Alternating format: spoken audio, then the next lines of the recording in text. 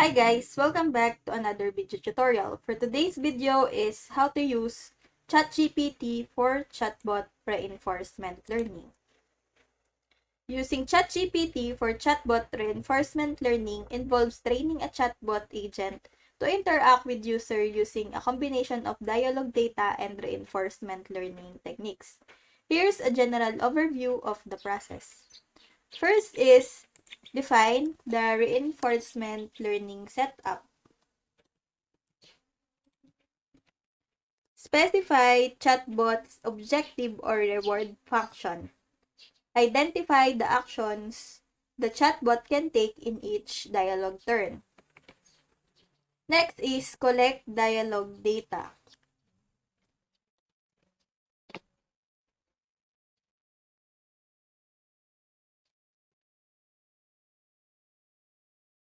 Gather a dataset of dialogues for training, including the user messages and chatbot responses.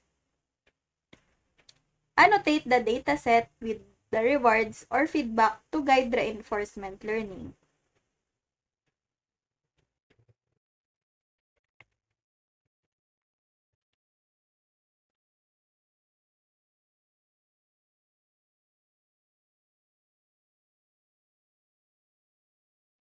Next is pre-train ChatGPT.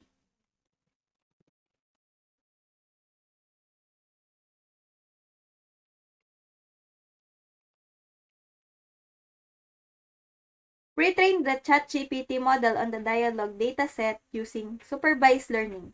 Fine-tune the model to make it more suitable for chatbot tasks.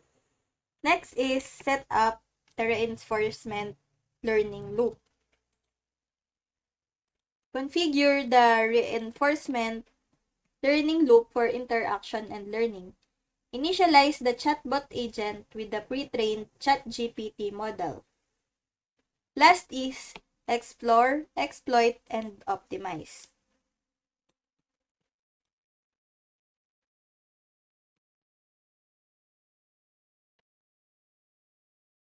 Employ an exploitation strategy to balance learning and exploiting the policy. Use reinforcement learning algorithms to optimize the chatbot's agent's policy based on rewards.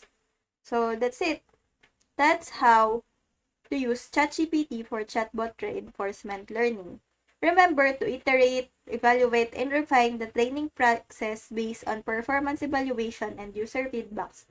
Also, keep in mind ethical consideration and use privacy throughout the development and deployment of the chatbot. So I hope that you learned something and this video helps. And if you have any questions or comments, kindly put it in the comment section below and make sure to subscribe and like to our channel. Thanks!